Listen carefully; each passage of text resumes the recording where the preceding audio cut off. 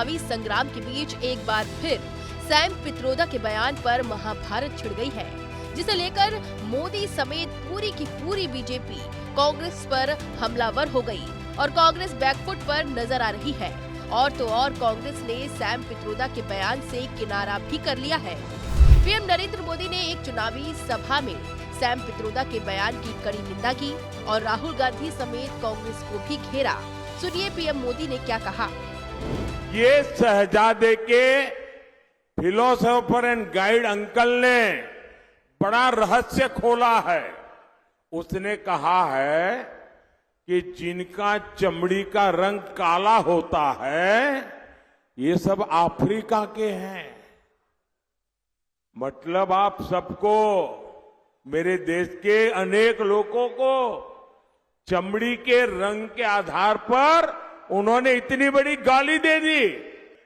संविधान सर पे लेकर के नाचने वाले लोग चमड़ी के रंग के आधार पर मेरे देशवासियों का अपमान कर रहे हैं। शहजादे, आपको जवाब देना पड़ेगा। पीएम मोदी का गुस्सा तो आपने देख लिया, अब जरा समझ लीजिए कि सैम पित्रोदा ने आखिर ऐसा क्या कहा जिस पर इतना घमासान मच गया।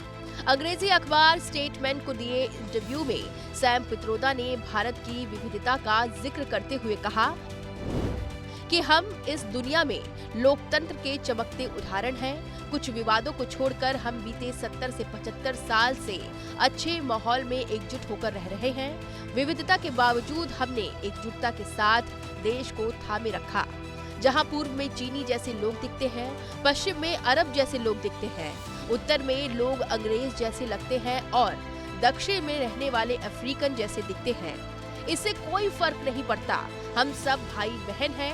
हम अलग अलग भाषाओं का सम्मान करते हैं, हम अलग अलग धर्मों का सम्मान करते हैं, अलग अलग रंग रूप, रीति रिवाज और खान पान का सम्मान करते हैं। यही नहीं, सैम पित्रोदा ने विविधता में एकता का जिक्र करते हुए बीजेपी की नीतियों को लोकतंत्र के लिए चुनौती भी बताया। अपने इंटरव्यू में सैम पित्रोदा ने कहा है कि यदि मैं तमिलनाडु जाता हूं और तमिल नहीं बोल पाता हूं, कोई बात नहीं, मैं तब भी घर जैसा महसूस करता हूं। लोग मुझसे प्यार करते हैं। मैं किसी भी दुकान पर जा सकता हूं, कुछ भी खरीद सकता हूं, किसी भी होटल में रह सकता हूं, क्योंकि मेरा भारत ऐसा ही है। और यही भारत का उद्देश्य भी है, जिसकी जड़ें लोकतंत्र से जुड़ी हैं। इस वक्त देश की स्वतंत्रता, आजादी, बंधुत्व को चुनौती मिल रही है। राम मंदिर, रामनवमी और प्रधानमंत्री का बार बार राम मंदिर जाना, देशव्यापी नेता की तरह बात नहीं करना, बस बीजेपी के नेता की तरह बात करना।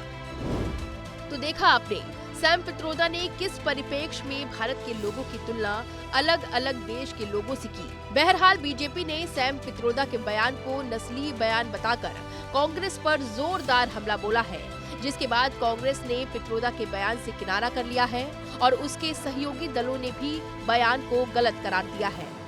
कि सैम पित्रोदा अमेरिका में बैठकर क्या बयानबाजी दे रहे हैं, ना हमें उससे कोई लेना देना है, ना ये देश का मुद्दा है और ना ये देश उनकी कही हुई बातों पे किसी तरीके का रिएक्शन देना चाहेगा। सैम पित्रोदा के बयान का सवाल है, उस तरह के बयान का कहीं दूर दूर तक इंडिया गठबंधन का कोई भी व्यक्ति समर्थन नहीं करता। कांग्रेस महासचिव जयराम रमेश ने भी कहा है कि सैम पित्रोदा की ओर से भारत की अनेकताओं को जो उपमाएं दी गई हैं, वो गलत और दुर्भाग्यपूर्ण है, अस्वीकार्य है।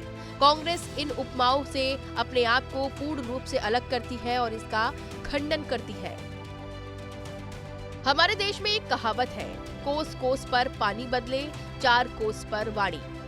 यानी भारत देश में हर एक कोस की दूरी पर पानी का स्वाद बदल जाता है और 4 कोस पर भाषा यानी कि वाणी भी बदल जाती है। और शायद यही हमारे देश की विविधता में एकता के उद्देश्य को दर्शाता भी है।